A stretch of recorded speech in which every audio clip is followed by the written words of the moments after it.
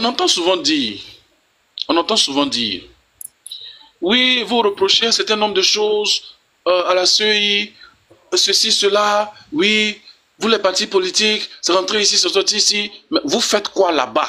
Pourquoi vous avez vos représentants là-bas? C'est vous qui venez sur la toile pour dire que oui, comment on appelle?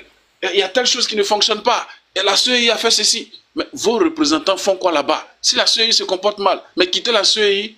À cette question-là, de façon précise et percutante, cher honorable, cher doyen, cher papa, que répondez-vous pour le bonheur de tout l'ensemble du panel, de toutes ces personnes qui sont connectées, qui nous écoutent? Ça leur ferait vraiment plaisir que le PDCI et les partis de l'opposition décident de sortir de la CEI. Ils seront heureux parce qu'ils savent les combats qui viennent.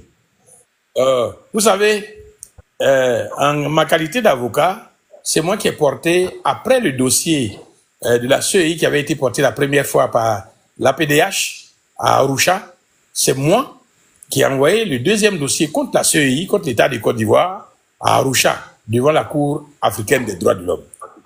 Dans les écrits que j'avais mis, j'avais indiqué que lorsqu'une personnalité était désignée par un parti politique pour le représenter, la notion, le principe de la représentation en droit suppose de rendre compte, ou bien de rendre compte, et ça suppose un assujettissement vis-à-vis de la personne qui t'a désigné. Ils ont vu que ce point de vue était décisif. Et Lion de Dieu entendait bien que 2 jours avant l'audience, pendant que j'étais déjà à Arusha, mes adversaires venaient présenter au tribunal, à la cour d'Arusha, une ordonnance nouvelle signée 2 jours avant par le président de la République de Côte d'Ivoire pour dire que le terme représentant était supprimé pour être remplacé par une personnalité désignée par tel parti politique.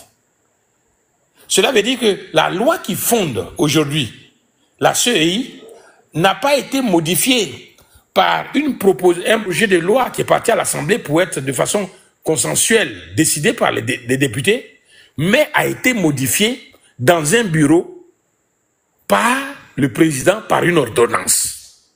Par une ordonnance. Alors ils seront bien contents de dire il faut que le PDCI quitte. Parce que même, il y a des militants de chez nous qui nous ont demandé, mais Blessi, pourquoi on ne sort pas du PDCI, du RHTP, comment on appelle, de la CEI? Pourquoi ne pas sortir? Qu'est-ce que vous faites là-bas? Mais le PDCI n'est pas là-bas.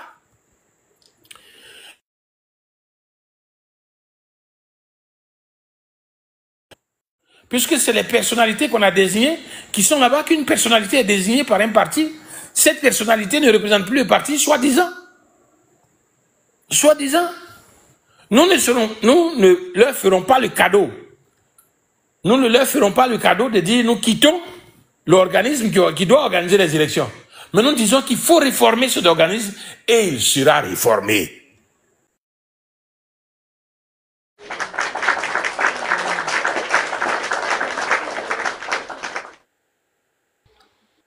Il sera réformé. Mais tous les jours qu'on avance, il y a des lois qui sont liberticides, qui sont introduites bizarrement à l'Assemblée nationale. Vous connaissez ce projet de loi, cette ordonnance qui est sortie sur la société civile, qui fait l'objet de levée de boucliers de la part de toutes les organisations non gouvernementales en Côte d'Ivoire.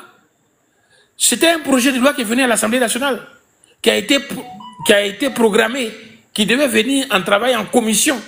Et puis, curieusement, on a réaménagé le calendrier de l'Assemblée nationale. Bien, il n'y a pas de problème, ça arrive souvent, on réaménage. Et puis, ce projet de loi disparaît des radars. Et puis, quelques temps plus tard, il sort en simple ordonnance, signée par le président de la République, et qui est attentatoire à toutes les libertés, qui interdit ceci aux ONG, ceci à la société civile. Non, ils seront trop heureux qu'on leur laisse la CEI. Ils organiseront une élection comme ils ont organisé cette élection malgré la désobéissance civile en 2020. Ils trouveront un autre pour venir en campagne. Non, L'heure est à la lutte. L'heure est au combat. Il n'appartient pas à nos adversaires de faire notre classement. Il ne nous appartient pas d'être en train de quémander nos droits. Nous exigeons le respect des droits. Et la lutte doit être individuelle. Chacun de nous doit lutter.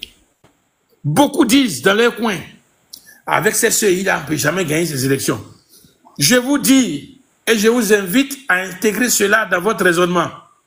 Nous voulons les battre avec leur CEI. Nous lutterons pour que la CEI soit réformée.